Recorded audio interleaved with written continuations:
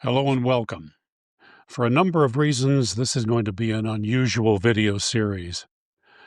First, it isn't for everyone. It's for what I call desperate people. So are you a desperate person? There are ways to tell. You may have wealth or you may be living in poverty. People may view you as a tremendous success or a tragic failure or something in between. Or they may not see you at all, as though you don't even exist. You may be a young person wandering, not knowing what to do with your life, or old, wondering what all of it has been about. Whoever you are, you've been asking serious questions. What's the purpose for your life? And does any of it really matter? I'm looking for people whose desperation comes from brutal honesty. They've asked the tough questions, and there is emptiness in their souls. If this describes you, let me suggest something radical. You have the heart of a warrior, but you have been misled by our culture with lies about how to find meaning and fulfillment in life. So come with me on a journey. It's not going to be easy because you have an enemy who knows you better than you know yourself. He wants to keep you drowning in depression and despair because that's how he wins. I'm looking for desperate warriors who are ready to walk away from all the lies and begin a new, very dangerous way to live, but a way that is filled with eternal meaning and ends in glory. I want you to really meet someone who loves you more than you could ever imagine and who knows what your life can be because you are his creation. I'm calling you to meet the eternal King, Jesus Christ, and begin the life of a servant warrior for him. I can tell you from my own years of experience, there is nothing more difficult and nothing greater.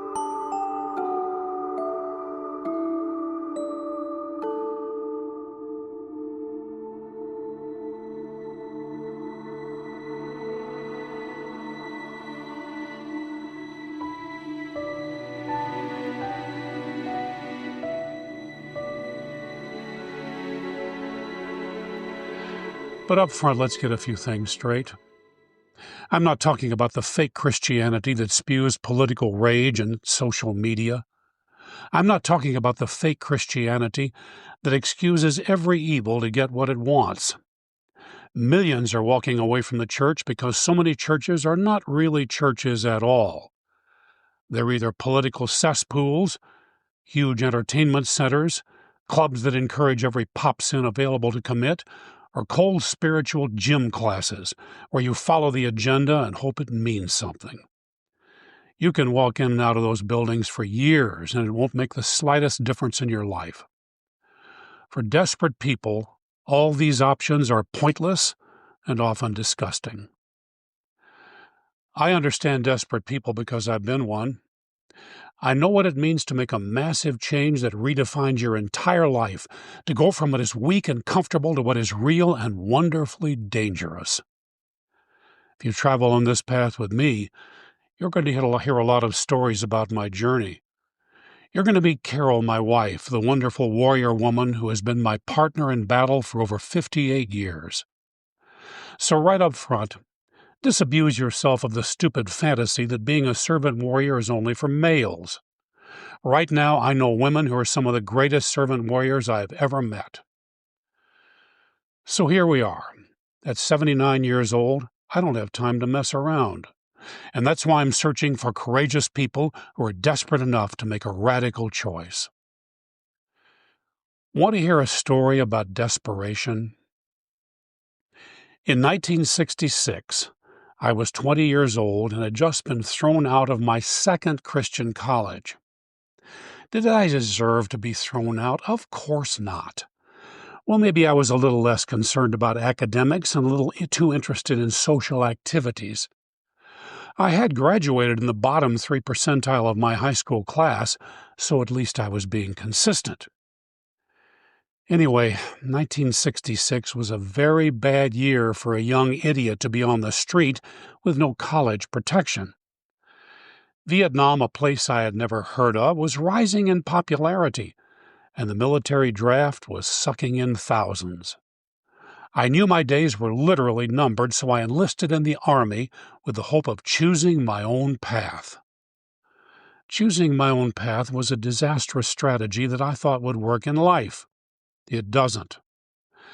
At 20 years old, I wanted to be an Army officer, a warrior. Of course, I didn't have the slightest idea what that would cost. I was sent to Fort Leonard Wood in Missouri for basic training.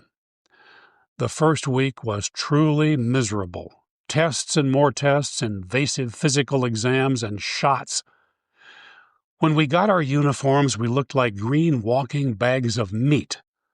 I'll tell you, I was depressed. What had I done? This was not fun at all. The end of the first week arrived. There were 40 of us in a barracks, sitting around waiting to be assigned to a basic training company so the real misery could begin. Suddenly somebody yelled, "Attention!"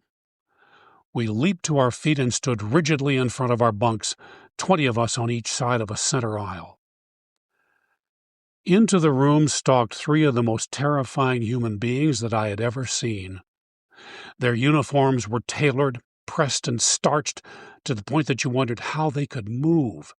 Their brass was polished until it seemed to glow. They looked like they were made of steel, and they had the faces of human Doberman. They were drill sergeants, the old-fashioned kind. I knew we were doomed.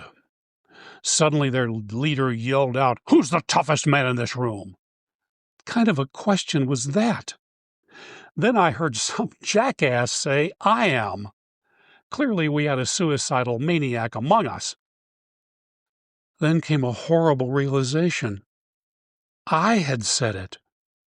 The whole room just went deathly still. Every eye was on me. Was I insane? The toughest man in the room? There were 39 other guys in that barracks, a cross-section of male humanity. There were jocks, there were gangbangers, there were farm boys that rode bulls. The toughest men in the room? All through high school, I hated sports. I hated gym class. You had to run laps, and I hated running. That's why God gave us cars. So I got a doctor's note that said I had terrible allergies, which got me into the handicapped gym class. That's right. And oh, how I loved it. The old saying, "In the country of the blind, the one-eyed man is king," is totally true. I rocked that class. I played ping pong with a kid who had one leg. I played foursquare with him. It was merciless. You should have seen that dude hopping around. Oh, yeah. I was the toughest man in that barracks. Unfortunately, all the other guys had 2 legs.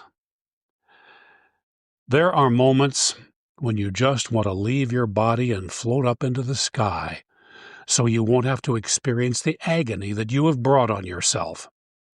This was one of those moments. The drill sergeant turned and slowly walked over to me. His face got so close to mine that his smoky bear hat almost touched my forehead. Staring at me with eyes of death, he rasped, "So you're the toughest man in the room." What I wanted to say was, no, I was just joking. See that guy over there? He's the toughest guy in the room, not me. There was no turning back. With eyes of steel, so I wouldn't start bawling like a baby, I answered, "Yes, drill sergeant." Then he spoke words of death. "Come outside with me." What? Outside? I don't want to go any place with you. See all these guys? They are my closest friends in the world. Please don't make me leave them. He turned on his heel and stalked toward the door. I was taken out of line, and between the other 2 drill sergeants, I followed him. It was like going the last mile to your execution.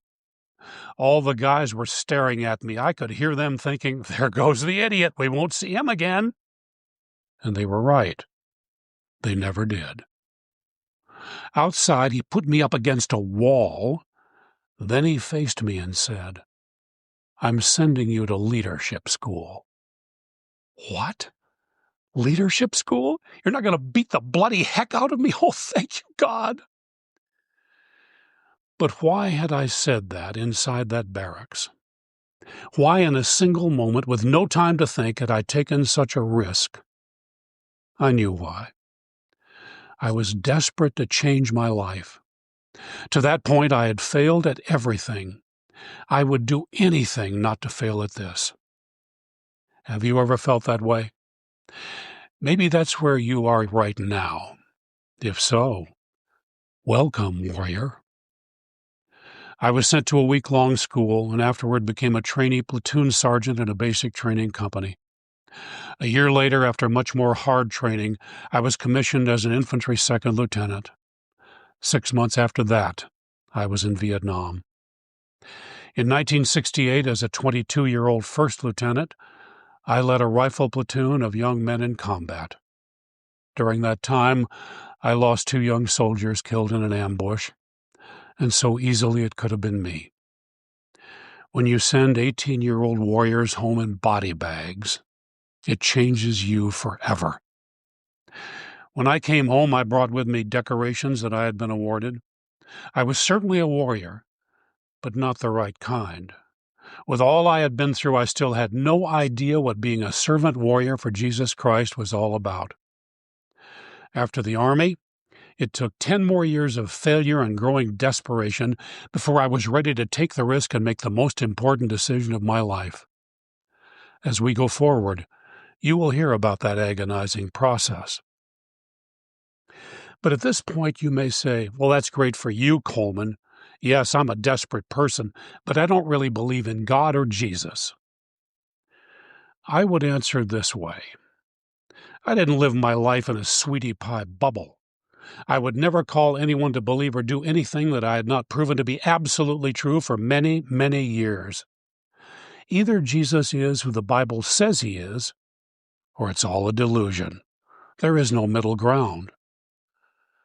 But if he is real, he is quite capable of communicating with you.